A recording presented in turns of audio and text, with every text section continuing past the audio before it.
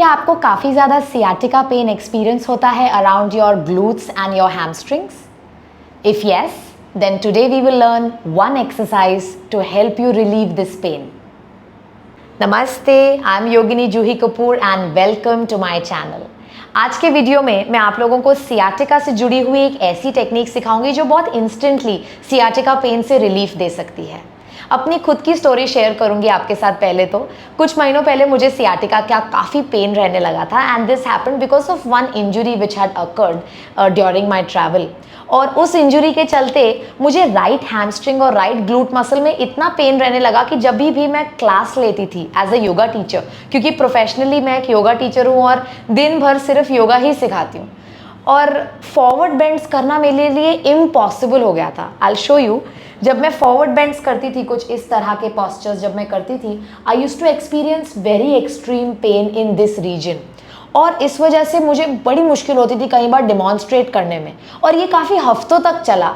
लेकिन thankfully because of my knowledge from the world of yoga and because of my love for food, nutrition and all the guidance that I had from my gurus, मैंने ऐसी कुछ techniques practice करना शुरू किया। अपने लिए मैंने एक छोटी सी सियाटिका रिजीम बनाई और हर दिन उन टेक्निक्स को प्रैक्टिस करते हुए मेरा जो पेन है वो पूरी तरह से सबसाइड हो गया। एंड उनमें से एक टेक्निक मैं आज आपके साथ शेयर करने वाली हूँ जो है चेयर पिजन पोज, और ये आपको इंस्टेंटली सियाटिका पेन से रिलीफ दे पाएगा। तो चलिए विदाउट एनी फर्दर डिले सीखते हैं हमारी चेयर पिजन पोज। इसे करने के लिए सबसे पहले आप एक चेयर पे बैठ जाएंगे। मैंने योगा चेयर ली है, बट आप कोई नॉर्मल चेयर का इस्तेमाल भी कर सकते हैं।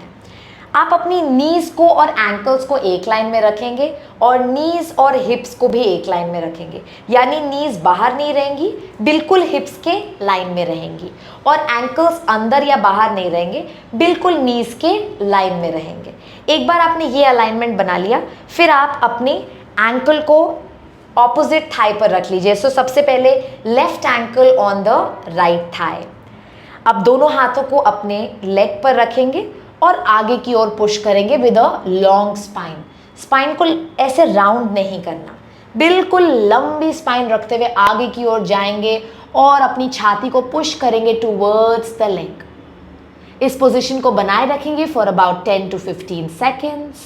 Stay there 10, 9, 8, 7, 6, 5, 4, 3, 2 and 1. Slowly come back. Release कीजिए।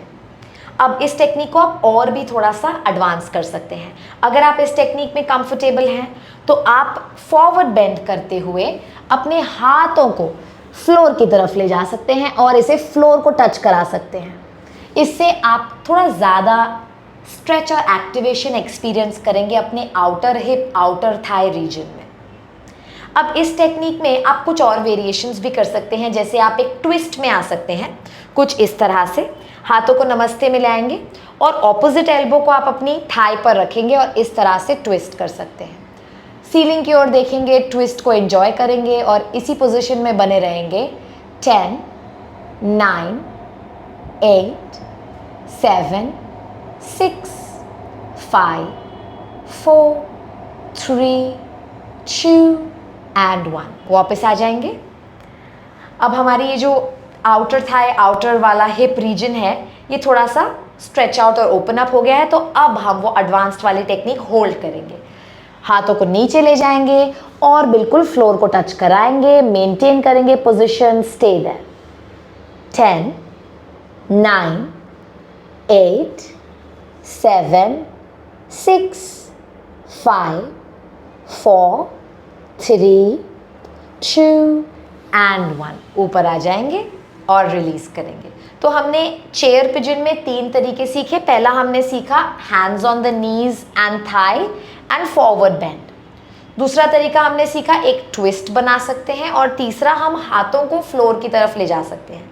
अब इन तीनों ही पोस्चर्स में आप अपने बेसिकली हिप और ग्लूट एरिया को एक्टिवेट कर रहे हैं, और आपकी जो सियाटिका नर्व है जिसमें पिंच होता है कई बार from the discs, from the spinal discs, तो वो जो पिंच है वो रिलीज हो जाता है with the help of this particular technique. अब इस टेक्निक को आप दोनों लेग्स पर कीजिए. Even if you have pain only on one side, still I would recommend that you practice this on both the sides. And you can hold each posture for about 10 to 15 seconds. और आप इस regime को around दिन में 2 बार practice कर सकते हैं. इसके अलावा अपने पॉस्चर का भी खास ख्याल रखिए. मेक श्योर कि आप स्लाउच और राउंड करके ना बैठें जब भी आप अपने ऑफिस रिलेटेड काम में हैं. जब आप वॉक भी कर रहे हैं तो आप अपने पॉस्चर का ध्यान रखिए, किस तरह से आप अपने पैरों को रख रहे हैं ऑन द फ्लोर. ये सब चीज़ें मैटर करती हैं. आप कैसे शूज़ का इस्तेमाल कर रहे हैं, ये सब भी आपको ध्यान देना है. मेक श्योर कि आप सही running shoes with adequate cushioning का ही इस्तेमाल करें, क्योंकि a small mistake can go a long way in actually disrupting your quality of life. I hope मेरा आज का ये वीडियो आपको पसंद आया होगा.